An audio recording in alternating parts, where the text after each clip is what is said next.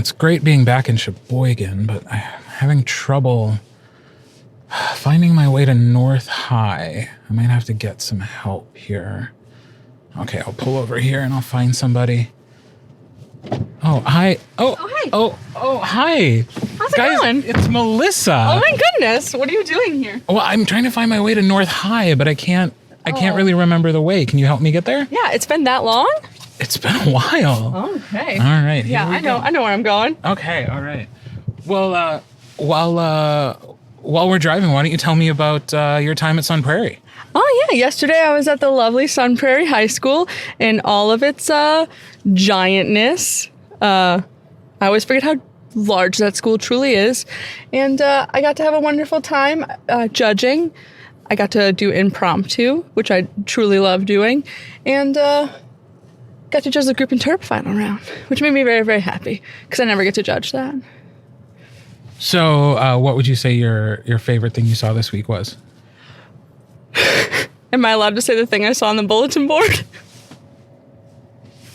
I think you can say that story and then maybe something forensics related. I am going to give it to the group interp from St. Lawrence, who I gave my 1 to, but apparently the other judges did not.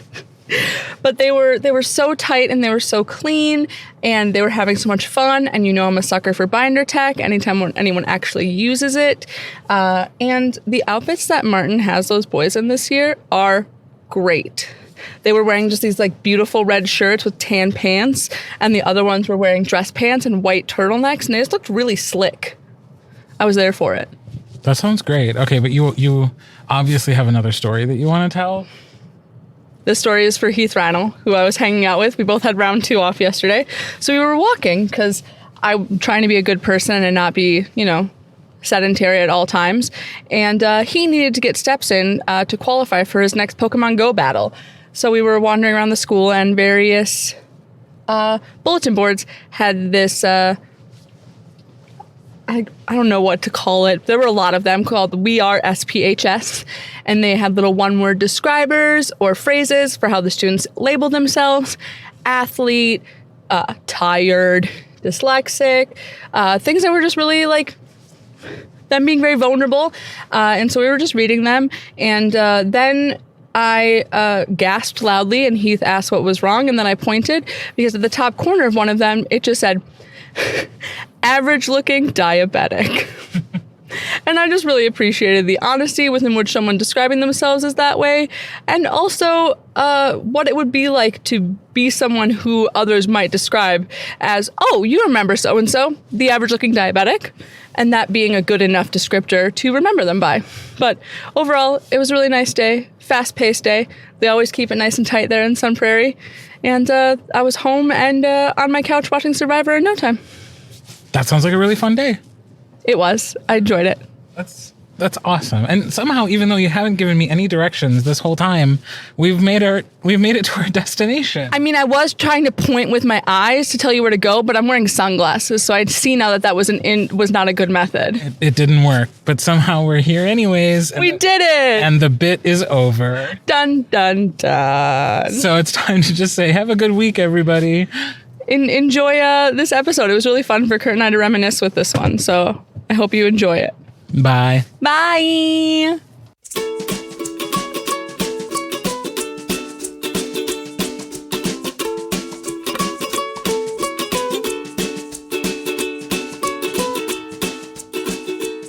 Hey guys, this week we are talking about team bonding.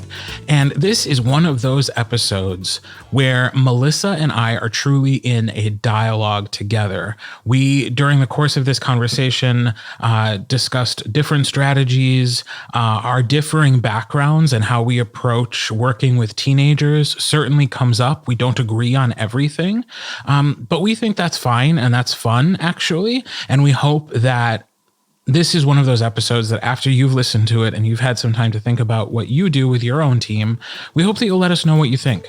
And without further ado, I'm just going to let you listen to that conversation. This is, admittedly, this is one of those topics that I was like, Malyssa is going to take the lead on this because you You team bond to I a degree that love sometimes team makes me bonding. uncomfortable. 100% does. And people are going to hear me talking about this and they're going to say I'm overstepping a line. But as we said before, I don't care. So I mean, I certainly have tried some team bonding things, but I just think like, why not spend some time talking about like some activities that you can do with your students and other adults always present, so that the teammates start to feel like teammates, you know, and then frankly like friends. Yeah, let's talk about why team bonding is important, because one of the things that people for program assistants will ask a lot is retention and like keeping a kid around.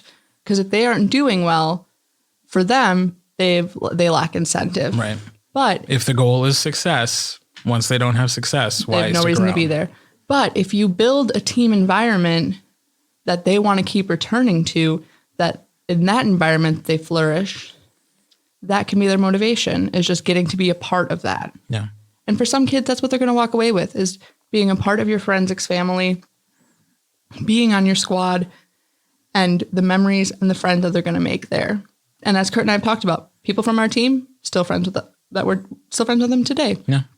And so, and that sort of morale, like it builds morale because then they want each other to succeed. And then when you do things like win a team trophy, it just means more because everyone has contributed, but they actually like care about having that group achievement. Yeah. So I think it also like it motivates you to show up more often. It gives an atmosphere of, you know, like not only like hanging out, but like they'll get each other to practice more. If it makes if practicing gets cool, it doesn't feel like so much of a chore. If like your team is doing today, if they have a group team practice, it seems less like a chore and more like a thing that can be fun. Like just on every level, like having your students feel like they're around people they enjoy and like spending time with, and that they can feel safe and supportive in the atmosphere that you create.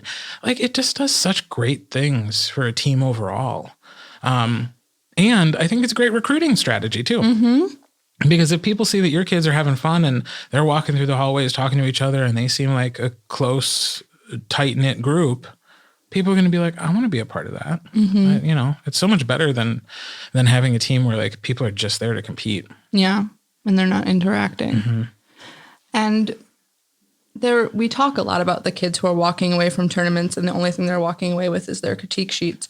But there are also students that like the memories that they're making are what they're going to like cherish the most, more than their trophies and their medals and that sort of thing. For sure. Or maybe they don't get them at all. And so you want to be setting them up for that as much as you can. And for me, that is forcing my students to hang out with each other and to hang out with me. Well, let's start there. Like you say forcing, like how much can you really force teenagers to do something they don't want to do? But obviously you place a lot of importance on making sure that people show up for these things that you do. So what are some of the things that you do and how do you encourage the kids to show up for it? So we do breakfast practice. So on a day like today, the students will like potluck, bring things for breakfast. We'll have waffle irons because I own 5 waffle irons of various sizes. You crazy lady. I just got a new one that has snowflakes. And we'll also bring a griddle and make pancakes. Kids will bring in orange juice and we'll just sit together and eat food and wake up and then we'll practice. The kids will watch each other, give each other feedback. It's them getting to perform in front of an audience rather than having to just have one-on-one. They're getting exposed to each other's pieces and speeches so they can also be informed about them. And that also helps in building that rapport, is knowing what your teammates are doing. And then I just also really like waffles. So, don't forget that crucial component. Don't forget that part. But we talk a lot about recruiting and incentivizing with food there, but as someone who is and looks the way that I do, food is a really great motivator. And it's also very important to me, the sort of building relationships with food.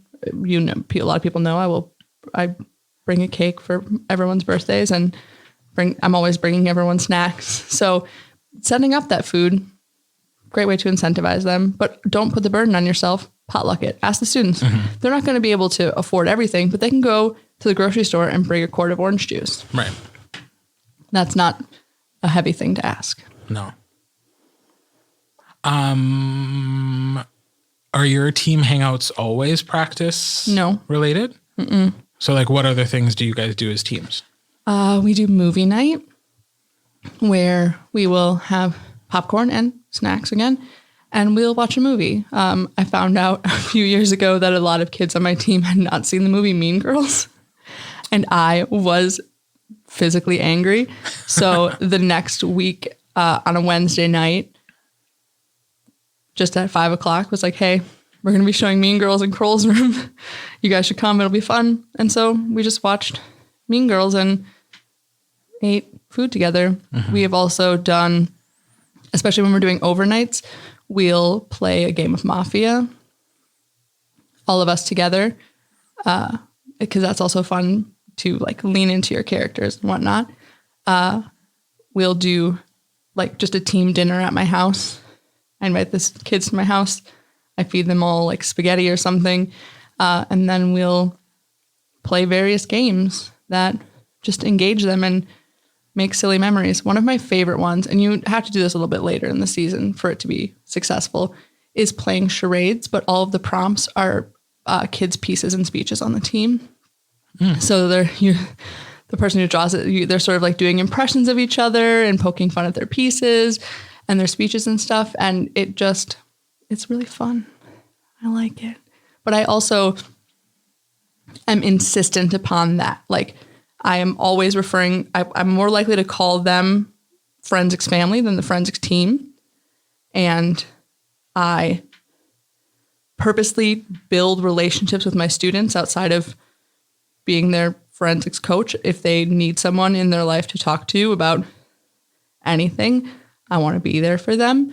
I make sure that my older students, they always get anytime a new kid comes to the team, the first tournament, they get a returner to walk them through the process. So we're building those relationships right away. They have to watch each other in practice. If someone needs help with their homework, I'm going to connect them to whoever took that class and know that they were good at that and that teacher liked them. I am setting things up just outside of forensics. And I know for some people, they don't have the energy to exert outside of just coaching their kids. And I fully respect that. But I think one of the things that has made my team successful outside of winning is that the kids want to be there.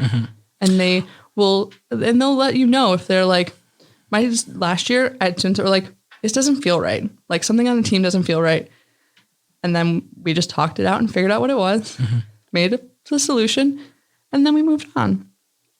There are some things I like about what you said and some things I'm going to push back on. Oh, 100%.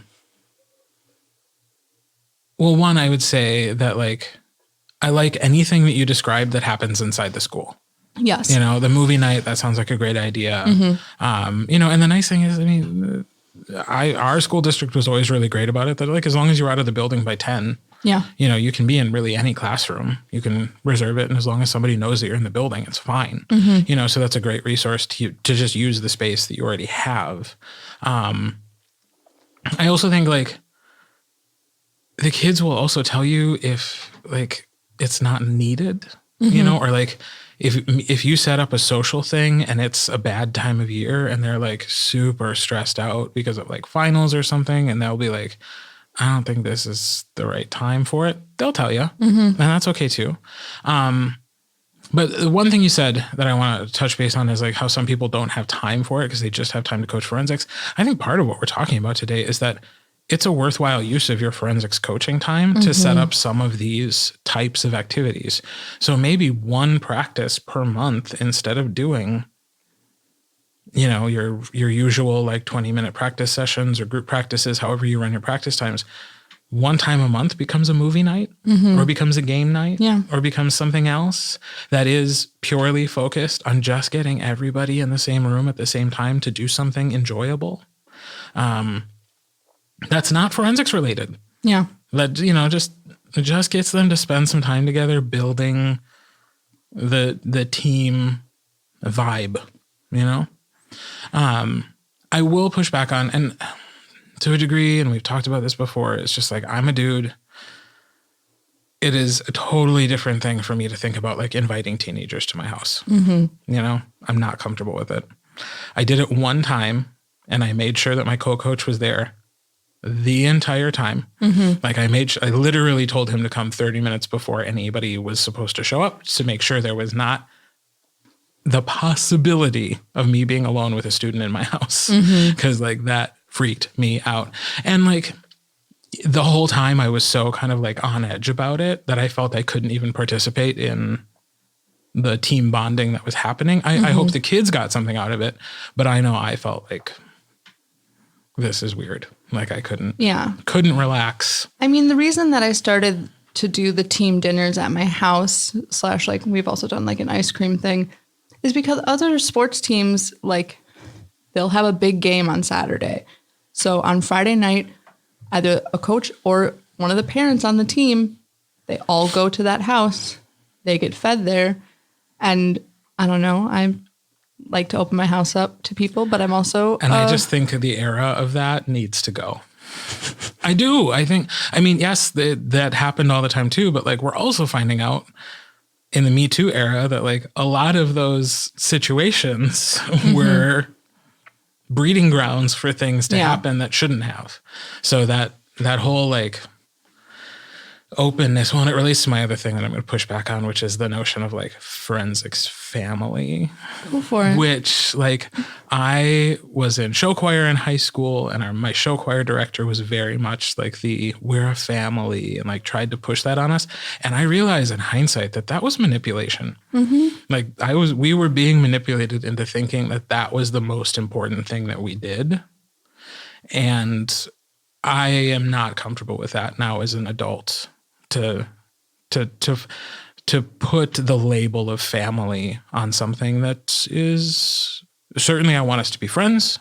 Certainly I want them to know that I will support them and advocate for them. That is not the same as a family, So I have some boundary issues that would prevent me from doing. Oh, and we've talked about this before. I have boundary issues. I get involved in my students' lives with their consent, but more than other people do. I've bought prom dresses. I've paid for college application fees. Like that's just who I am as a person. And it's not that I'm never like giving a speech like we are a family. It's just that it's the word that comes to mind when you want a student to know that it is a safe space without using the term safe space. Like one of the most important things I think that we can do in forensics and that I hope people in other activities do is making sure that the environment that you're creating for students makes them feel safe because you are spending a lot of time with them and you want to set up that team vibe, as you said, to be one that feels inclusive and safe and comfortable. And so for me, it's that wanting to create that, like using the word family, wanting it to be familial, but it's just because I don't have a term outside of family. And like we talk about chosen family a lot in forensics, especially when I have students who come from really tough backgrounds, letting them know you are at a place where right now you can't, but eventually you're going to be able to choose the people that you surround yourself with. And like you get to do that. And so for me, it's just this idea of showing students, okay, maybe you don't have fun on the cheerleading team, but you have fun on the forensics team. And so we can be a refuge for you.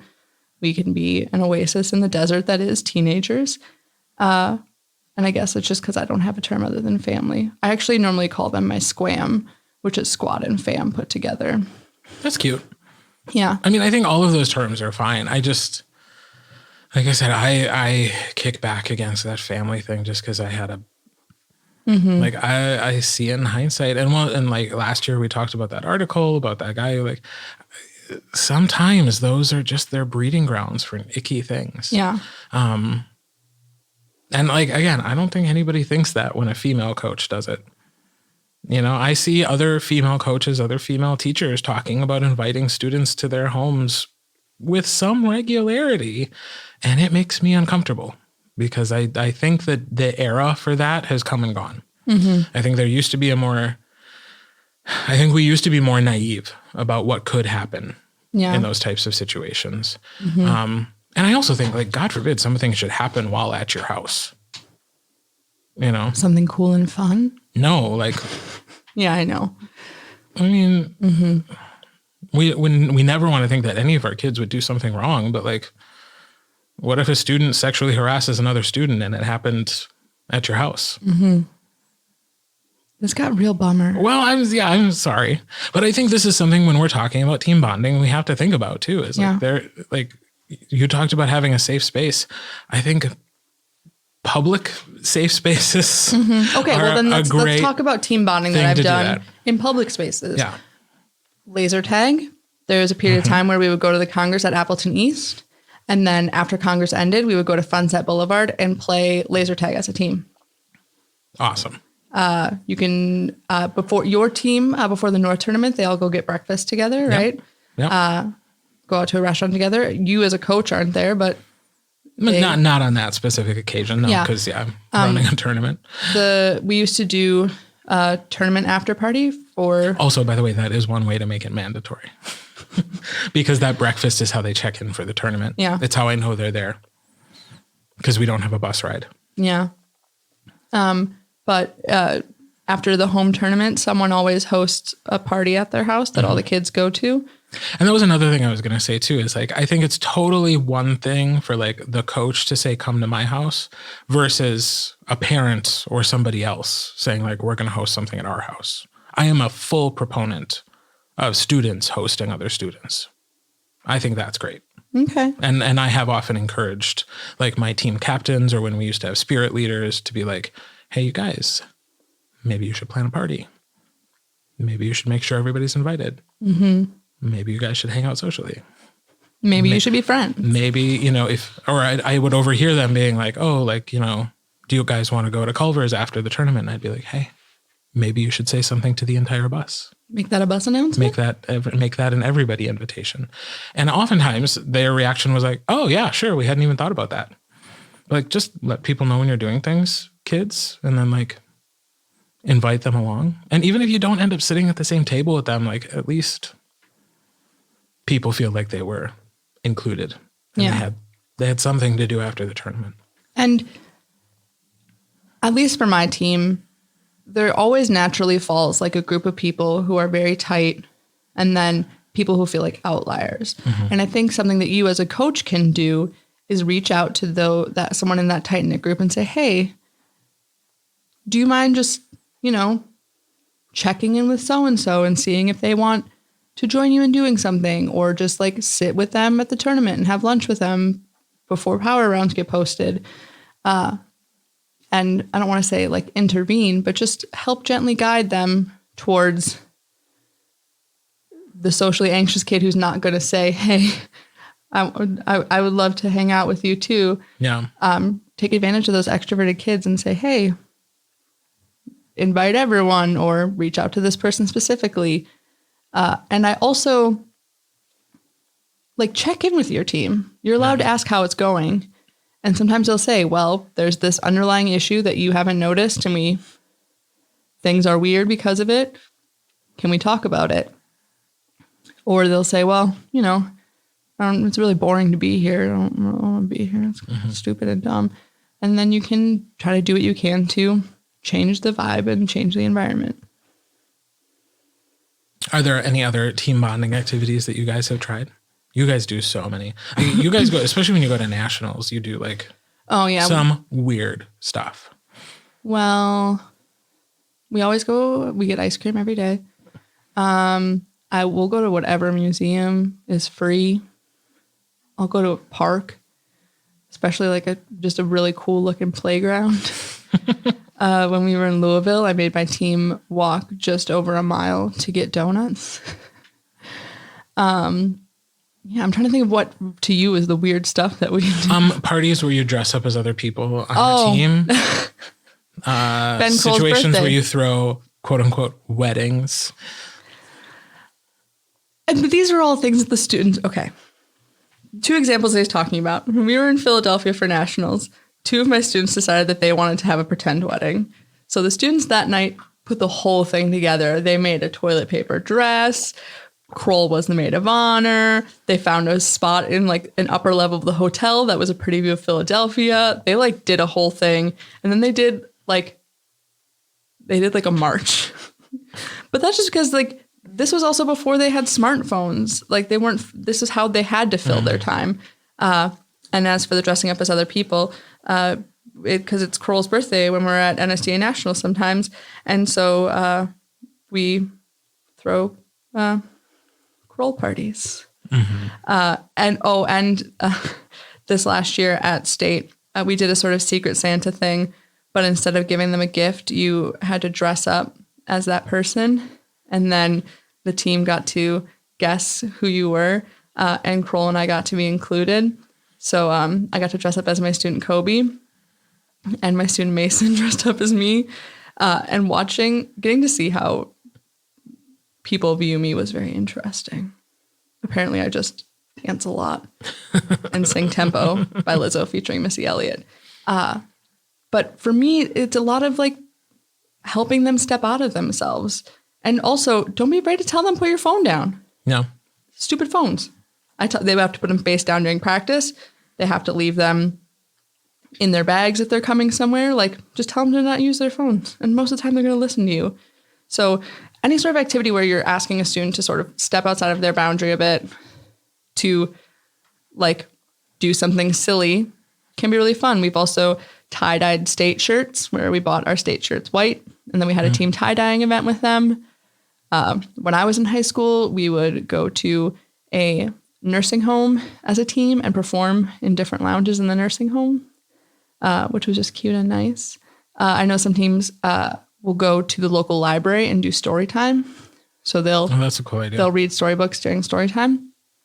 And so it doesn't always have to be this like weird, cool party environment. Sometimes it's just doing something nice. Ask your kids if there's an organization they want to volunteer for. You and your team go volunteer for it. It doesn't have to be forensics related. You don't have to get anything out of it other than goodwill. Yeah, I love the idea of volunteerism as a bonding activity, because it's also a part of like the mission of our organization is to like create good citizens in the world, and like having a service component would be great. Yeah. You know, I mean, that's acknowledging that like a lot of these kids do other things that are entirely focused on service. And so you don't want it to become like the focus of your team. Yeah. But yeah, to have like an event where the kids go do some other thing, but still spend time together. Like, I think that's what we're talking about more than anything else. It's just the importance of having sometimes it's just forensics mentality and like setting the forensics aside and focusing on the person and the people and the fun. And the fun. Yeah. Like what we do is fun, but it gets a lot less fun if you're so focused on just the task, just don't the force craft, it down their throat. Just just the points, just the wins, just the trophies. And I also put the students in charge of planning this stuff, like suggested to them. It's Kurt was saying. All I ever did. Like, because don't put yourself out if you don't have the space. Like, I love cooking for people and inviting people into my home. So it's not a big deal for me to make a big pot of spaghetti, throw some garlic bread in my oven, heat up a pot of sauce, and feed kids. Like,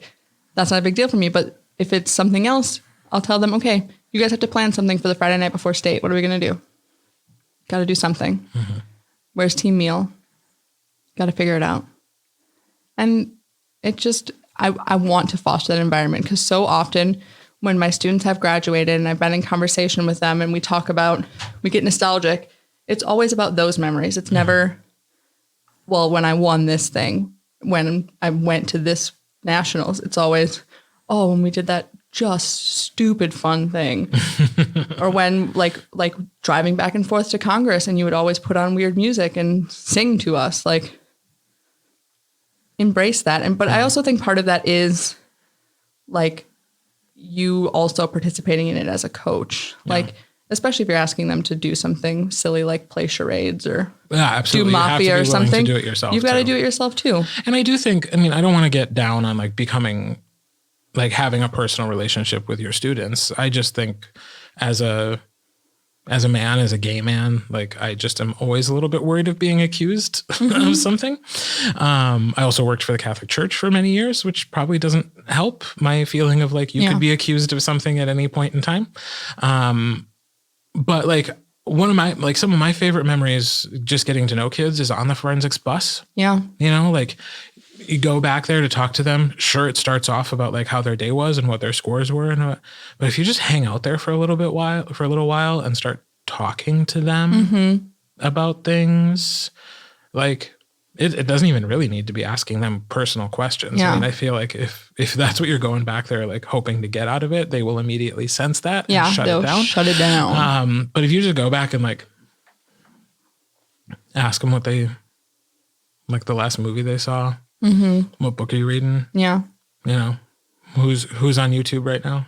Oh God, like that would stress me out. Like, what was that? You know, like what was that funny thing you guys were just talking about? See, okay. Personal anecdote, Sidebar Nation. Yeah. When we were at Glenbrooks, I asked my students to explain TikTok to me. I literally downloaded the app on my phone and I was like, okay, what should I follow and do on TikTok? And they were trying to show me like funny videos on TikTok and I didn't get it. Welcome to being an adult. And I hated it. And it was awful. Like with the Vine thing, I went and watched a bunch of Vine compilations and then I understood it because those were funny. Road work ahead, I sure hope it does. That's a great joke. It's a solid joke. Yeah, yeah. A girl screaming on TikTok about a boy not liking her and getting red in the face. I don't understand. Me neither. I genuinely don't know what you're talking about. I know that TikTok is an app and it's a video app. It's weird. That's the end of my understanding. Yeah. But I will almost always, and this will bond my students away from me. But if I don't understand the internet thing, I always have them explain it to me. It's a great if I don't understand, if I don't understand a meme or a tech thing or a joke or like who this popular person is that they're all talking about, I have them explain it to me. No. And it's fun. And for also them. share, because that also shares something about yourself. And I think that's the other key too, is like, rather than trying to be all like, ooh, tell me something about you. Like, what's your deepest, darkest secret? Just be like, talk about what's going on in your life. Yeah. Oh, yeah. Something funny happened in the judges lounge today. You know? Let's wrap it up with you talking about your favorite team bonding thing that happened while you were a competitor. Our team would always stay at the Howard Johnson before state, and we would always do a team meeting the Friday night before state. And that team meeting was always really important, and the coaches always planned some kind of activity, whatever it was. But then me and the other half of my brain, Stephanie Yachman, decided that we were going to do like a captain's speech. Oh God, this is in competition with something else though. This is going to be tough. So we did a captain's speech, and that became then a tradition, just like and it totally flew off into something else because it became almost like a silly, funny skit thing. But like we started it with it being very like earnest and just a coordinated message of like really sit and think about like how far we've come and what we've done. And like, it was supposed to be focusing and like inspirational. That's making me misty-eyed. What the heck? Well, I mean, we also were under a lot of pressure because our coach really wanted us to win state that year because we had gotten second the year before. This is right before Madison Memorial started their dominance. Like literally it was that year that Madison Memorial came out of the blue. And we were like, who won? Where'd they come from? What school? But it would be that, or Steph Yachman and I also were asked as freshmen to do a tribute to the seniors because we were both really good writers. And so we were asked to do that. And we did a poem, but that also kind of poked fun at the seniors. So then it became the senior roast. Oh, I think I remember hearing about this. Yeah. Created the senior roast. And then for 4 years we did, 3 years, because then we were seniors our senior year. So we did the poem, we did song parodies, and we did SNL sketches to roast the seniors, but like everybody got their own individual thing. Yeah. Like they got their own verse of their poem, they got their own song, they got their own SNL skit. And so I know that in like going back through the years and talking to a lot of the people who were older than us, like they still talk about the thing we did for them or like the song that they had. And it's like, I don't remember what that was, but it was so special for them to get roasted. Mm-hmm. And that's I remember adorable. Like our coach ended up roasting us because he felt like after 3 years of us doing it, who's going to roast the roasters? Ooh. Well, he did it. And I still remember like his thing for me is that I was the CFL bridesmaid because I was always the bridesmaid and never the bride. I could not qualify for CFL nationals, but I was always first alternate. Even the year I went, I was the first alternate. Oh, I didn't know that. CFL bridesmaid. So, and like, I remember him. It's like, that was the thing for me. That was me. Did he dress up as a bridesmaid? No. Oh, we just kind of stood up in front of everybody, and then he told some jokes about us. Oh, okay. I mean, it was not quite to the level of what Stephanie and I mean, there was costuming, there was scene changes. I would hope this by the time we were juniors doing the SNL skits, there was like a lot going on. That's amazing. Are there pictures? Almost certainly Stephanie Achman has pictures because she is somebody who's good at remembering stuff like that. You're going to try to get pictures to put on the internet, aren't you? Of course I am. Of course you are. Yeah. Oh, brother. So how about you? One thing that, back in the day, NSTAs used to be multiple days in a row and different categories would compete in the days. Qualifiers, my bad. Yeah. And because NSTA is still multiple we would days literally leave school on a Wednesday. Yeah. And you would compete Thursday, Friday, Saturday, and Sunday in various things. And so my sophomore year, we did that and we were staying at the La Quinta Inn in Appleton. And there was a day where it was just all the LD debaters and the rest of us weren't doing anything. And this La Quinta had a tennis court, but without nets or anything. And so it was March, but it was like 44 degrees outside. Ooh. And so a bunch of us decided that we were going to go lay out.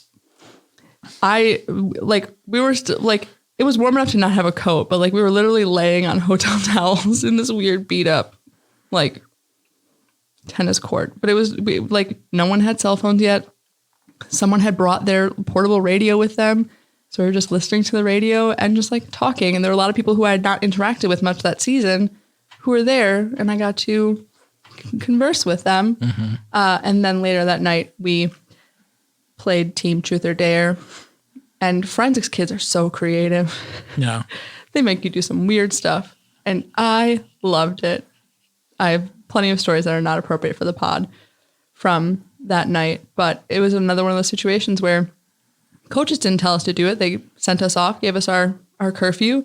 And one of the captains was like, hey, do you guys all want to come in my room and we can play a game or something? Mm-hmm. And then we did. Yeah. And it was great. Yeah. It's so fun. So you foster it, participate, and then get out of the way. Yep. Yeah. Yeah. I mean, I think the only thing you really need to do as a coach is just make sure that the expectation is set that you include everyone. Yep. You know, after that, like you don't have to include me. You know, like have a party, go bowling, do whatever kids do, go to a movie, like do what you want to do. You don't have to include me. But if it's a forensics thing, everybody on the forensics team gets invited. Yeah. And they'll have phones and texts and whether you like them or not, whether you just broke up with them or not, whether they annoy you, whether you just had to do a project in 7th hour and you're spitting mad at each other. Like one last suggestion. The last 3 years, my team has had a students only group chat on Facebook that everyone on the team gets added to, and they'll be teenagers in it, but it's also one of the ways that we relay information. Yeah. Is that it'll be like, oh, can you just put that in the group chat for me? I'm not in the group chat because that'd be weird, but they're all there. Mm-hmm. And that's one of the ways that they bond. They'll come in and they'll have weird inside jokes from the group chat. See, I always wanted that for my team, but there was always that one weird kid who just didn't have Facebook. And it's like, oh, fine. So, you don't need Facebook to have Facebook Messenger. Well, then they didn't have Facebook Messenger. They were like morally opposed to it. And I was like, how dare you? I was like, an old soul. Like trying like the last few years, trying to find like that one medium through where you could communicate with everybody. It's too hard. It was hard because like they all have school emails, but none of them check out. Mm-hmm. They all use different social medias. So it was always like, oh, fine, I'll post it in 3 places. We'll see how it goes. But no, that's great. Get all your team to just have a group. I mean, for all I know, my kids had that too. I don't know. I hope they did. I hope they were making fun of me. I hope that bonded them. Oh, my kids definitely were making fun of me. And that's why you're not in the chat. That's why I'm not in the chat. But it brings them closer together. It's not that I'm not in the chat because I'm an adult and it would be weird if I was in a group chat with a bunch of high schoolers. It's just so they can make fun of me. It's also the first thing. It's definitely also the first thing. So, well, I don't know if you can hear it on the microphone, but we've got some sirens going past the studio. I think that's the universe telling us to wrap it up. Yeah. But I think we've done this before, but if you have suggestions of team bonding that you've done that were like fun and great and cool, let us know. Listen at forensicsfaces.com because we want to be able to disperse them. Absolutely. Also, if you were on Kirt's forensics team back in the day and you're listening to this and you want to send me photos of Kirt doing silly things, Malyssa Gabe, MALYSSA GABE @gmail.com. That's fair. I was skinnier back then. I should have appreciated how skinny I was back then. Yeah, but you had a chin strap. Just my senior year. Oh, okay. Just my senior year. And not even my whole senior year. Oh. No. So. On that note. Yeah, on that note, we will say goodbye and we will talk to you next week. Bye. Bye, everybody.